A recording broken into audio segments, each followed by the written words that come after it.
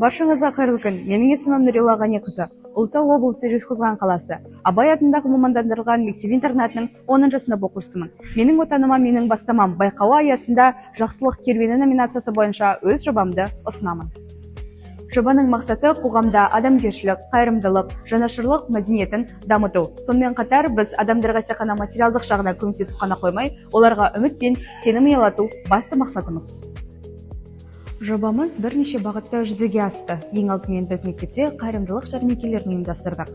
Жәрмеңке барысында оқушылар өз қолдарымен жасаған тағамдарын, тәттілерін және түрлі бұйымдарын сатып белсенділік танытты. Осы арқылы біз оқушыларды мейірімділікке, бір-біріне қолдау көрсетуге тәрбиелеуге тырыстық.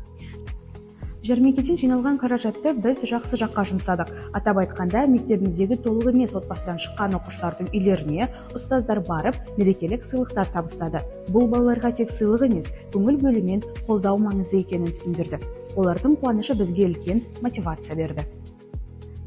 Қазіргі қоғамда қарттар мәселесі өте өзекті тақырыптардың бірі. Себебі кейбір қарт адамдар жалғыздық сезінеді. Ал оларға ең керегі материалдық көмек қана емес, қарапайым көңіл мен жылы сөз. Осы мақсатта біз қарттар үйіне барып, ондағы ата-әжелермен уақыт өткіздік. Олармен сөйлесіп, ән айтып, шағын концерттік бағдарлама ұйымдастырып, сыйлықтар табыстадық. Сонымен қатар олардың өмірлік тәжірибелері мен ақыл кеңестерін тыңдадық.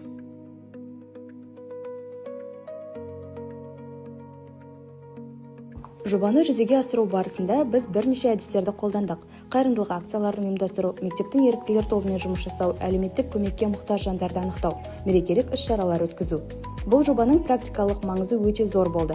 Себебі біз қоғамға пайдалы іс жасап қана қоймай, өзіміз де үлкен тәжірибе жинадық. Біз мейірімділік пен қамқорлықтың адамдарға қаншалықты қажет екенін түсіндік.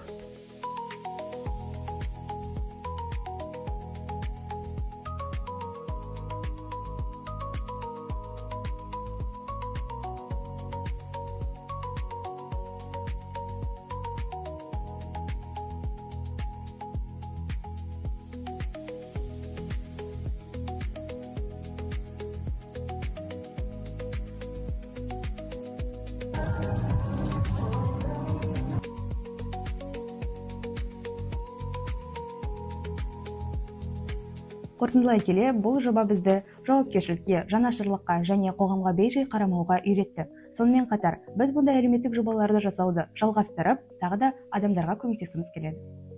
Жобаның нәтижесінде біз бір маңызды қорытындыға келдік. Қайырымдылық үлкен қаржылардан басталмайды. Қайырымдылық кішкентай, қарапайым, бірақ жақсы әрекеттерден басталады.